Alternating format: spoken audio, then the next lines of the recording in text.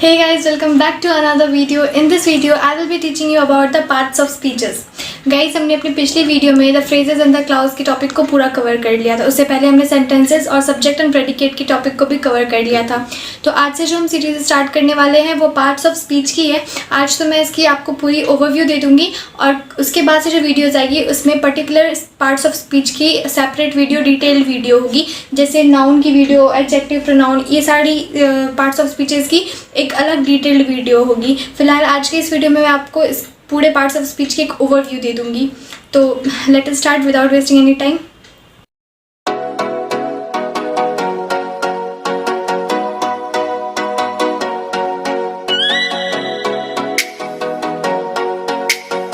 So guys start करते हैं पहले उन सब चीज़ों से जो चीज़ हम जानते हैं। तो हम लोग क्या जानते हैं कि जो भी वर्ड्स होते हैं वो अलग अलग काइंड्स और अलग अलग क्लासेस में डिवाइड्स होते हैं। So basically words are divided into different kinds and different classes according to their use और according to their work in a sentence.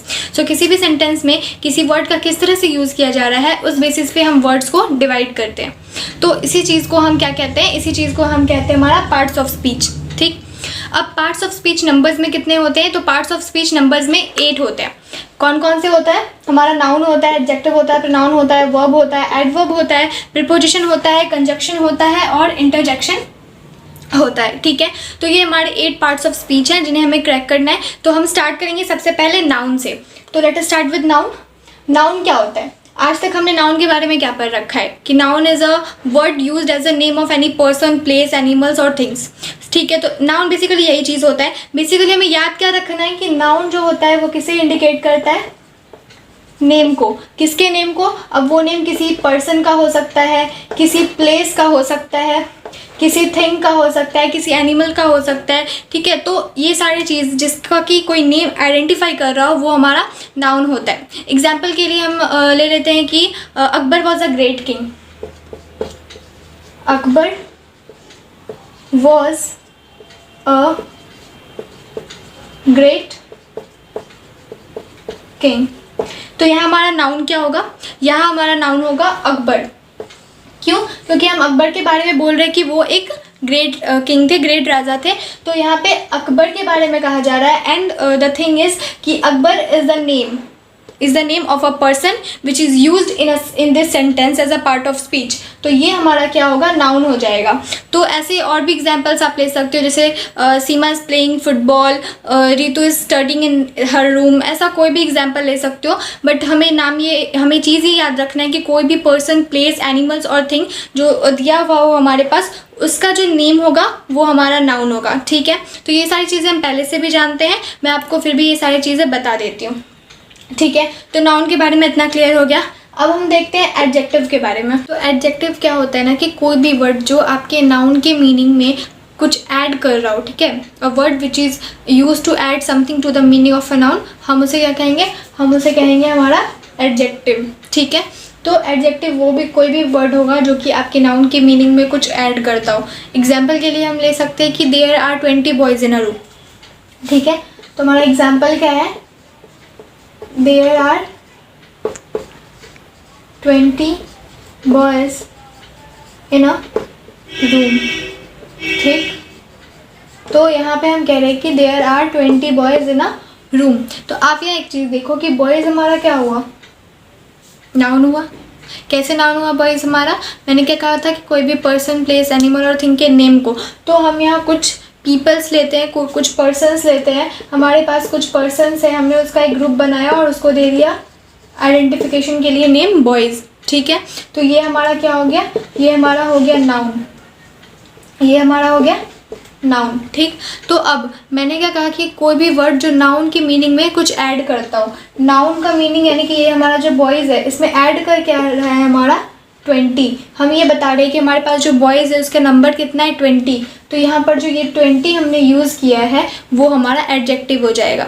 ठीक है, इतना समझ में आ रहा है? तो हम जो अब दूसरा एग्जाम्पल लेंगे वो है he is a brave boy. अब यहाँ देखो, बॉय हमारा क्या हो गया? नाउन। और ये जो हमारा ब्रेव है यानी बहादुर, ये हमें क्या बता रहा है, उस बॉय के बारे में बता रहा है, उस बॉय के मीनिंग को कुछ, उस मीनिंग में कुछ ऐड कर रहा है कि हाँ एक बॉय तो है हमारा, नाउन है हमारा, और उसमें क्या ऐड कर रहा है, ब्रेव। ब्रेव यानी कि वो स्ट्रांग है, वो बहादुर है, तो ये ब्रेव क्या होगा हमारा, ये ब्रेव होगा हमारा एडजेक्टिव। क्लियर है। तो अब नेक्स्ट पे चलते हैं प्रोनाउन। सो अब प्रोनाउन पे देखते हैं। तो प्रोनाउन क्या होता है, कोई भी ऐसा वर्ड जो हम नाउन के प्लेस पर यूज़ करते हैं, मतलब नाउन की जगह हम दूसरे को यूज़ करते हैं, मतलब बेसिकली ये जो हमारा नाउन है ना, उसके जगह पर हम प्रोनाउन यूज़ करते हैं। एग्जाम्पल से समझाती हूँ। जैसे एग्जाम्पल है हमारा राम इज़ अ बॉय। ठीक, राम इज़ अ बॉय हमें दिख रहा है। यहाँ राम क्या है हमारा, नाउन है, क्योंकि हम ये राम से एक नेम है किसी पर्सन का जो आइडेंटिफाई कर पा रहे हैं हम, जैसे कि हाँ कोई बॉय है जिसका नाम है राम। ठीक है, तो यहाँ तो बता रहा है कि राम इज़ अ बॉय इस सेंटेंस में। यहाँ पर नाउन है हमारा राम, लेकिन हम नाउन के जगह पर कोई और वर्ड का यूज़ करेंगे तो वो हमारा प्रोनाउन हो जाएगा। यानी अगर मैं राम की जगह लिखती हूँ ही इज़ अ बॉय, तो यहाँ से भी हमें यही पता चल रहा है कि हम जिसके बारे में बात करें वो एक लड़का है। राम के बारे में बात कर रहे थे तो राम एक लड़का है, तो हमने यहाँ पे क्या किया, हमने राम के प्लेस पे ही को यूज़ किया, तो ये ही हमारा क्या होगा, प्रोनाउन। बेसिकली जो भी ही, सी, इट वगैरह वाला वर्ड्स होता है वो हमारा प्रोनाउन होता है। तो जब भी हम कोई वर्ड नाउन के प्लेस पर यूज़ करेंगे तो वो हमारा क्या होगा, प्रोनाउन हो जाएगा। एक और एग्जाम्पल देख लेते हैं। जैसे John is absent because he is ill। ठीक है, हम कह रहे हैं कि जॉन कोई बंदा है वो भी एब्सेंट है। क्यों एब्सेंट है, क्योंकि उसे क्या है, बुखार है। तो हमने यहाँ जॉन का जो नाम लिया वो हमारा क्या हो रहा है, वो हमारा नाउन हो रहा है, because it is a name of a person. अब हम नाउन की जगह पे क्या यूज़ कर रहे हैं, हमने नाउन की जगह पे ही का यूज़ किया। जब हम नाउन की जगह पे किसी वर्ड का यूज़ करते हैं तो वो हमारा क्या हो जाता है, वो हमारा हो जाता है प्रोनाउन। ठीक है, इतना समझ में आ रहा है। अब नेक्स्ट पे चलते हैं। नेक्स्ट है हमारा वर्ब। वर्ब सुनने से हमारे माइंड में क्या आता है, जैसे हम सुनते हैं वर्ब, हमारे माइंड में एक स्टेट आता है, एक एक्शन आता है। ठीक है, तो हम वर्ब को एक्सप्रेस किस तरह से करते हैं, एज अ एक्शन और स्टेट। हम किसी स्टेट में हैं, या स्टेट मतलब मैं किसी राज्य के स्टेट कैपिटल वाला बात नहीं कर रही हूँ, मैं मोशन या पोजीशन का बात कर रही हूँ। ठीक है, तो वर्ड सुनते से हमारे मन में क्या आता है, एक एक्शन वाली फीलिंग आती है। ठीक है, तो जब कोई भी वर्ड जो है ना किसी स्टेट को या किसी एक्शन को एक्सप्रेस कर पा रहा हो तो हम उसको क्या कहते हैं, हम उसको वर्ब कहते हैं। वर्ब में कुछ हेल्पिंग वर्ब्स भी आते हैं, मैं भी आपको बता देती हूँ, बट पहले मैं वर्ब का एक एग्जाम्पल लेती हूँ। ही wrote the letter। ठीक है, he wrote the letter।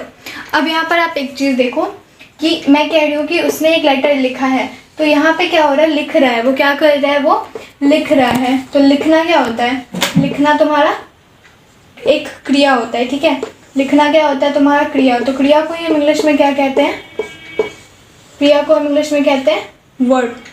ठीक है, तो वर्ब का मतलब कोई एक्शन करना होता है। तो यहाँ पे जिसके बारे में कहा जा रहा है कि वो लेटर लिख रहा है, वो भी एक एक्शन परफॉर्म कर रहा है। वो एक्शन क्या है, तुम्हारा लिखना। तो ये रोट तुम्हारा क्या हो जाएगा, वर्ब।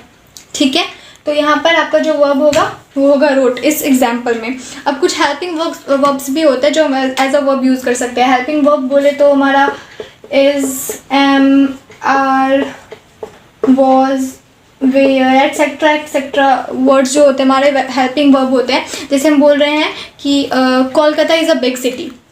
क्या कहा मैंने, Kolkata is a big city. मैंने कहा कि Kolkata is a big city, Kolkata एक बड़ा शहर है। तो यहाँ पे जो हमने ये इज़ यूज़ किया है ना, ये हमारा क्या आ रहा है, हेल्पिंग वर्ब से आ रहा है। किससे आ रहा है, हेल्पिंग वर्ब। तो कुछ ऐसे वर्ब्स भी होते हैं जो हम एक सेंटेंस में एज अ हेल्पिंग वर्ब क्या करते हैं, यूज्ड में आते हैं, जैसे कि हमारा सेंटेंस और अच्छा लगे। ठीक है, तो basically is, am, are, was, were, ये सारे जो होते हैं ना वर्ब्स, इसे हम हेल्पिंग वर्ब्स बोलते हैं। ठीक है, तो यहाँ तक वर्ब क्लियर है। वर्ब क्या होता है, कोई भी एक्शन परफॉर्म कर रहे होते तो। ठीक है, तो हमने नाउन देख लिया, एडजेक्टिव देख लिया, प्रोनाउन देख लिया, वर्ब देख लिया। अब let us move to adverbs. So what basically an adverb is, एक एडवर्ब कोई भी ऐसा वर्ड होता है जो किसी वर्ब, किसी एडजेक्टिव या किसी दूसरे एडवर्ब के मीनिंग में कुछ ऐड करता हो। हमें हमने एडजेक्टिव के बारे में क्या देखा था कि एडजेक्टिव कोई एक ऐसा वर्ड होता है जो नाउन की मीनिंग में कुछ ऐड करता हो, ठीक है। हमने देखा था कि adjective is a word that adds something to the meaning of a noun. तो अब यहाँ एडवर्ब क्या है ना कि adverb is a word that adds something to the meaning of a verb and adjective और अनदर एडवर्ब। इस example से समझते हैं। एग्जाम्पल के लिए हम लेते हैं this flower is very beautiful. Example के लिए हमने लिया कि this flower is very beautiful. हम मान लेते कि कोई भी एक सा फ्लावर है, ये बहुत ही ब्यूटीफुल है, ठीक है। तो यहाँ पे एक चीज़ देखो कि ये जो हमारा ब्यूटीफुल है, ये हम किसके लिए यूज़ कर रहे हैं, फ्लावर को इंडिकेट करने के लिए। तो यहाँ हमारा फ्लावर जिसे हम इंडिकेट कर रहे हैं वो हमारा नाउन होगा, ठीक है। और इस नाउन का जो ये ब्यूटीफुल है वो क्या हो जाएगा, एडजेक्टिव, ठीक। अब इस एडजेक्टिव का आपको मीनिंग में कुछ ऐड हो रहा है। आप ध्यान से देखो तो ये जो हमारा ब्यूटीफुल है ना, इसके मीनिंग में हम ऐड कर रहे हैं वेरी। ब्यूटीफुल तो अपना एक पोजीशन पे था कि वो एक एडजेक्टिव है, बट हम इस एडजेक्टिव के मीनिंग में भी कुछ ऐड कर रहे हैं जो है वेरी। तो यहाँ पर जो ये हमारा वेरी है, ये क्या हो जाएगा, हमारा एडवर्ब हो जाएगा, ठीक है। अब नेक्स्ट देखते हैं हमारा प्रीपोजिशन। सो अब हम देखेंगे प्रीपोजिशन के बारे में। तो प्रीपोजिशन होता क्या है, तो देखो क्या होता है कि कोई भी ऐसा वर्ड जो नाउन और प्रोनाउन के साथ आता है, किसी सेंटेंस की बात कर रही हूँ मैं, किसी सेंटेंस में कोई एक ऐसा वर्ड जो नाउन और प्रोनाउन के साथ आकर क्या करता है, उसी नाउन और प्रोनाउन का रिलेशन उस सेंटेंस में यूज हुए किसी वर्ड के साथ करवाता है, हम उसको प्रीपोजिशन कहते हैं। इसे एक एग्जाम्पल के साथ समझते हैं, ईजी रहेगा। एग्जाम्पल है हमारा there is a cow in the garden। ये हमारा एग्जाम्पल है, there is a cow in the garden. तो आप यहाँ पर देख सकते हो कि काउ हमारा क्या है, नाउन है, ठीक। अब मैंने क्या कहा था, किसी नाउन या फिर प्रोनाउन के साथ आकर, तो यहाँ हमारे पास नाउन है, तो प्रीपोजिशन क्या होगा इस सेंटेंस में, किसी नाउन के साथ आकर या किसी प्रोनाउन के साथ आकर किसी दूसरे वर्ड का रिलेशन करवाएगा। तो यहाँ पर आप देख सकते हो कि हमारे पास है देयर इज़ अ काउ, यहाँ तक तो हमें समझ में आ रहा है। और इन द गार्डन, यहाँ पर ये जो इन वर्ड है ना, ये क्या कर रहा है, इस काउ का रिलेशन इस गार्डन के साथ जोड़ रहा है। कि हमारे पास एक काउ है और वो कहाँ पर है, गार्डन में है। तो यहाँ पर क्या कर रहा है, ये काउ का रिलेशन गार्डन से जोड़ रहा है। ये जोड़ने का काम कौन कर रहा है, इन, इसीलिए यहाँ पर इन हमारा क्या होगा, प्रीपोजिशन। एक और एग्जांपल लेते हैं, जैसे there is a cat on the table, ठीक है। There is a cat on the table. तो अब आप देख सकते हो यहाँ पर कि हमारे पास कैट नाउन है और ये कैट का जो रिलेशन है, हमने क्या कह रखा है हमने कि यहाँ पर हमारे पास एक कैट है जो कि टेबल पर है। तो कैट का जो रिलेशन है वो टेबल के साथ निकाला जा रहा है। और ये इस कैट का रिलेशन टेबल के साथ दे कौन रहा है, ऑन, क्योंकि कैट टेबल पर है। तो ये ऑन यहाँ पर हमारा क्या होगा, प्रीपोजिशन। तो ऐसे कुछ प्रीपोजिशन वर्ड्स होते हैं जो सेंटेंसेस में यूज़ होते हैं। मैंने यहाँ पर कुछ प्रीपोजिशन वर्ड्स लिख कर रखा है, आप एक बार ऐसा ज़रूर देख लें। जैसे हमारे पास कुछ प्रीपोजिशन वर्ड्स हैं, in, into, on, at, to, with, without, of, among, between, under, etcetera. और भी बहुत सारे प्रीपोजिशन वर्ड्स हैं, आपको किसी भी ग्रामर बुक में मिल जाएंगे, आप वहाँ से ज़रूर पढ़ लें। सो अब हमने प्रीपोजिशन देख लिया, अब देखते हैं हमारा कंजक्शन। तो कंजक्शन क्या होता है, कोई भी ऐसा वर्ड जो किसी दो वर्ड्स या दो सेंटेंसेस को जोड़ता हो, हम उसको कंजक्शन कहते हैं, ठीक है। कोई भी ऐसा वर्ड जो किसी दो वर्ड्स और किसी दो सेंटेंसेस को जोड़ता हो, जैसे Ram and Shyam are brothers. क्या कहा मैंने, लेट मी इरेज दिस।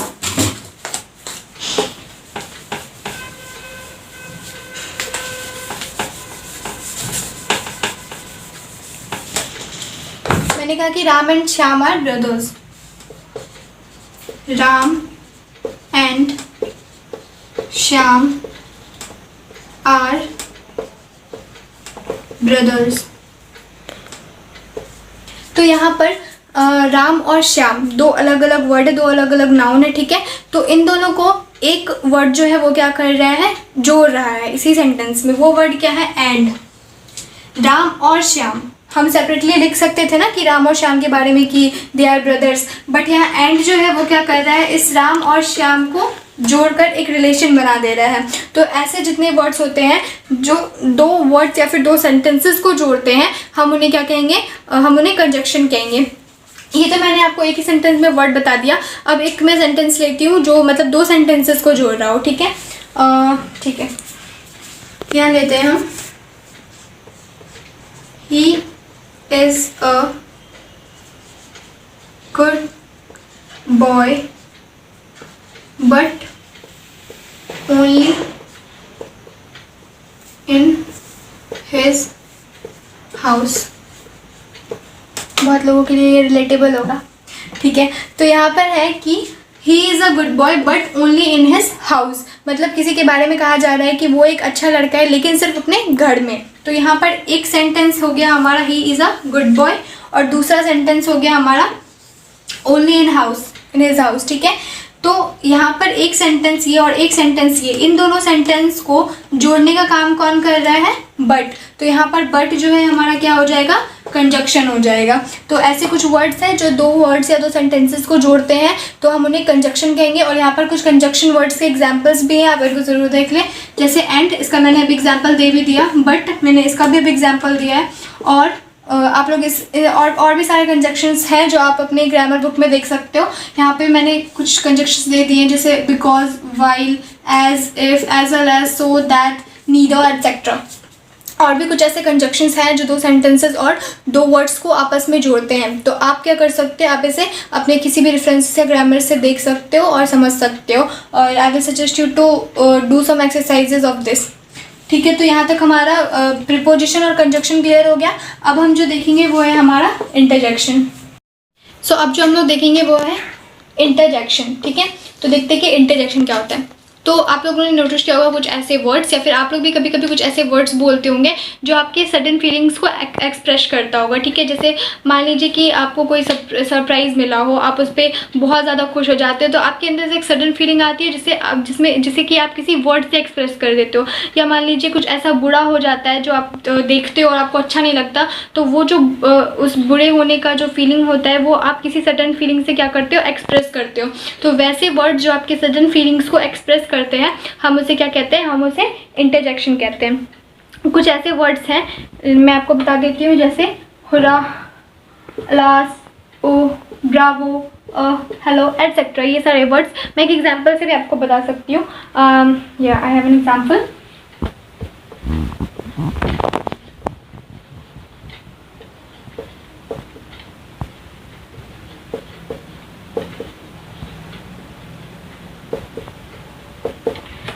यहाँ पर हमारे पास क्या एग्जाम्पल है, यहाँ पर हमारे पास एग्जाम्पल है hooray we won the match. Hooray we won the match हम लोग बोलते हैं ना, वही है यहाँ पर।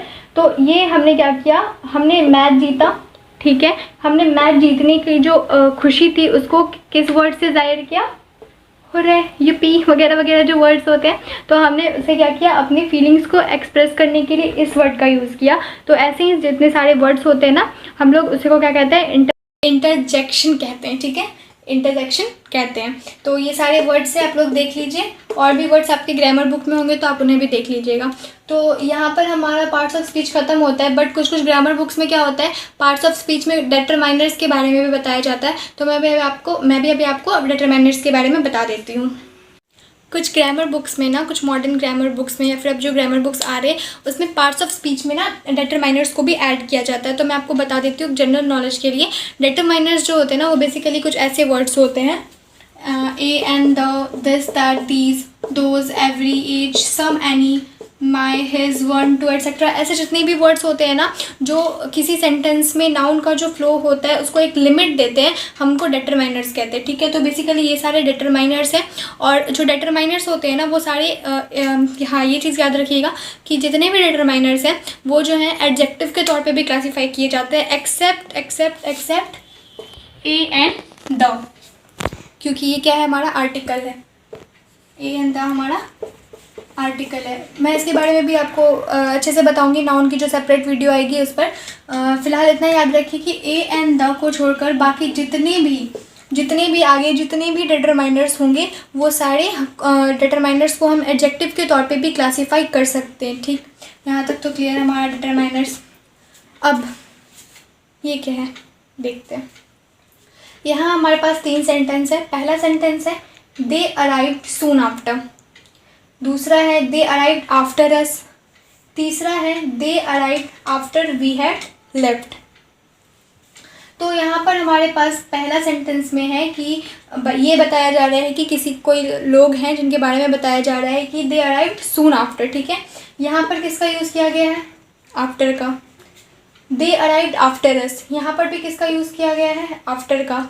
और they arrived after we had left, इसका भी यहाँ पर आफ्टर का ही यूज़ किया गया है। अगर आप लास्ट सेंटेंस देखो ना तो दे अराइव्ड और वी हैड लेफ्ट, ये 2 अलग अलग सेंटेंसेस है कि नहीं? हाँ जी बिल्कुल है, ये दोनों अलग अलग सेंटेंसेस हैं।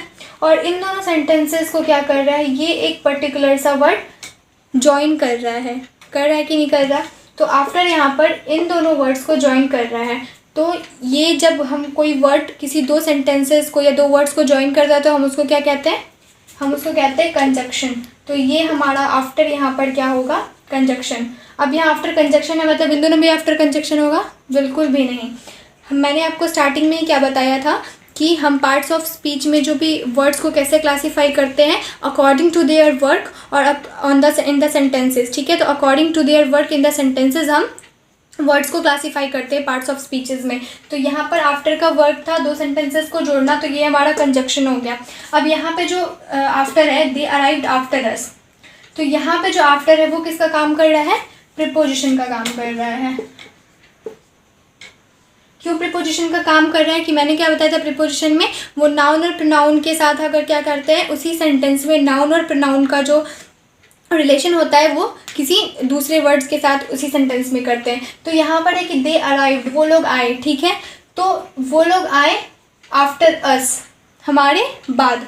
तो यहाँ पर क्या है कि आफ्टर जो है यूज़ हो रहा है ये जो वर्ड था इसका रिलेशन इसके साथ देने के लिए। तो दे अराइव्ड मतलब वो लोग आए, और हमारे बाद तो हम लोग का आना और उन लोगों का आना, हम दोनों के आने में जो रिलेशन दिया गया है वो क्या है, आफ्टर। तो यहाँ पर आफ्टर किसके तौर पे यूज़ हुआ, प्रीपोजिशन के तौर पर।